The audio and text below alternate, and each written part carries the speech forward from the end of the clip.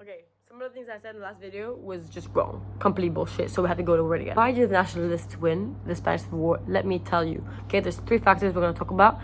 Guerrilla warfare, foreign aid, and support and or weaknesses of Republicans. Number 1 always is foreign aid. Okay, I don't care. Foreign intervention, number 1. For the Spanish Civil War, not for everything else. Right? So basically, the nationalists were super fucking outnumbered. At the start, obviously, like not after foreign intervention. At first, they were outnumbered as hell. Like, so much popular support for the Republicans. Obviously, they were like the leading party, so that makes sense. They resorted to guerrilla tactics to cut off supply lines and gain control of areas. Anyway, so guerrilla tactics allowed the nationalists to avoid direct confrontation to Republicans, which is literally what guerrilla warfare is, avoiding confrontation. They were focusing on disrupting supply lines, attacking isolated Republican units, and sabotaging operations. Sabotaging operations will come later because it's like really interesting. But you can actually add that in. I just don't put it in there. I put it in the, anyways, I put it in the loss of support / weakness. But yeah, they would strike and then they would like retreat into the countryside. They would like melt back into the countryside. So it was like impossible to find them. The Republicans were like not used to that. They were like, we're expecting a big attack. Why is there no big attack? Small attacks, small attacks. They couldn't even find them afterwards because they were just melting into the fucking countryside. And to avoid the depletion of forces, military, and drawing in and out of the conflict was just helping them like keep their military strong as hell. This is basically it for guerrilla tactics. It was not very significant because the Republicans also did like guerrilla tactics, but theirs actually sucked. You know, this is the example that I always use. This is what they did. They were in Asturias and they were like trying to fight off using guerrilla tactics the nationalists, but it only worked for like 6 months in 1937. And then they literally got captured, so that didn't work at all. Then let's talk about foreign aid. So foreign aid was like big fucking factor. I know I already spoke about this last time, but I think I have to reiterate because sometimes I don't really make things clear. And the last video was not very clear at all, guys. I'm really sorry. Actually, everyone in my history class was telling me like, anyways, you guys know this because you are in my history class. So anyways, foreign aid, slave. The nationalists got way better and more quality like aid than the Republicans did. The Republicans literally got nothing. Let me talk about the Republicans. They were getting help from the USSR. The USSR sent a few tanks, sent a few planes, and 3,000 military advisors. What is that gonna do?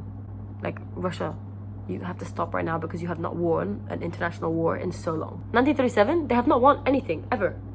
Russo-Japanese War, they lost.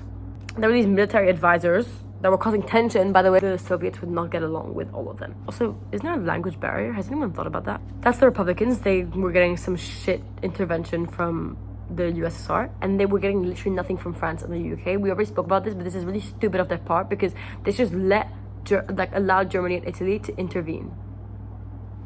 I'm actually disappointed. We will talk about the nationalists. These motherfuckers got so much shit. Okay, we're gonna talk about the Condor Legion. I don't actually know what they did, but all I can tell you is how many troops they had. They had 10,000 troops, 800 air shit like planes, and 200 tanks. And the Italians were said there's 75,000.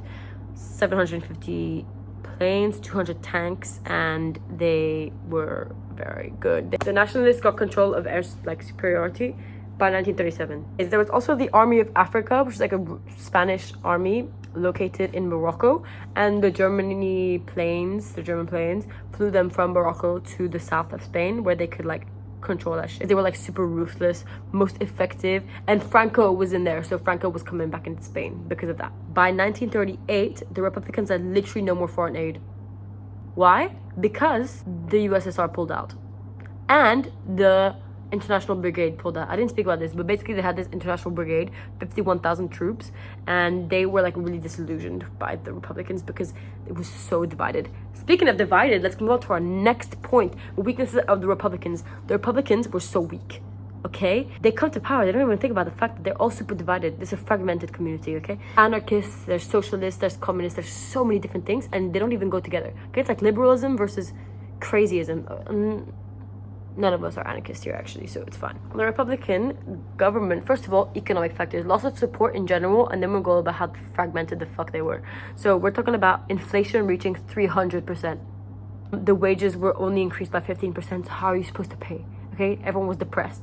They were so divided. Okay, they were so divided. Loss of support, loads of loss of support. So basically, the communists were mostly in like Madrid and Valencia, and the anarchists were in Catalonia, Aragon, and Andalusia. That is like the main regions. You don't really need to know that much, like I told you. And one of the examples is the one I always use. Always, I only did it in one exam, literally. But anyways, in 1937, Barcelona, the May Days. Okay, basically what happens, because socialists and anarchists were like, we are not friends. Okay, socialists are more liberal, and anarchists are like, we need to destroy the democracy. But liberals are like, we need democracy. They were fighting bloody murder and shit. And then the communists were like, stop this right now. And they were executing and putting anarchists into jail. So this is like clear division, okay? This led to the population being super disillusioned with the Republicans. They were like, none of us are even friends, none of us even like each other, because we all think in different things. So this is not gonna work for you right now. And then this helped nationalists gain support. Why? Because, as we said earlier, did I say this earlier? Spain has like quite a Catholic culture, you know. The nationalists were like, guys, it's time to bring back the church. And all of the farmers were like, you know what, yeah, fuck the communists, we need to bring back the church. Boom, get support. There was increase in popular support because they were exploiting the Republican weaknesses. Republicans were feeling marginalized by the Republican government because they were also divided, and so it was so easy to spread their ideology of Catholicism. And through that, they were able, the nationalists, to gather a network of informants and intelligence on Republican movements and receive food and shelter. This is super important because it helped them preserve stamina. The Republicans had no more stamina. They didn't even have foreign support by 1938, and the war ended a year later. The Republicans' army was a bit centralized, so they couldn't deal with the guerrilla tactics. Super divided, so it was super hard to coordinate coherent military or any type of attacks. Again, as I said, the Soviets were not getting along with anyone, so just further division caused tension. And so, as a conclusion, why did the nationalists win? No, wait, we'll do this in order of who's actually the best. Number one, amazing use of foreign aid for the nationalists compared to the Republicans. Republicans literally L. Number two, weaknesses of the Republican Party and being fragmented and shit, which led to loss of support, disillusionment, and the nationalists creating their ideology. And finally, effective use of guerrilla tactics. I feel like we could also talk about terror. I only spoke about terror very briefly here. The example is Badogoz, where there was 500 to 4,000 dead. There's not any more precise data than that. And basically some trade unionists were murdered by nationalists. That's it. And the Guernica, remember how I said that? It lowered morale for all the Republicans and led to defeatism. So that is basically how the nationalists won. No, not really.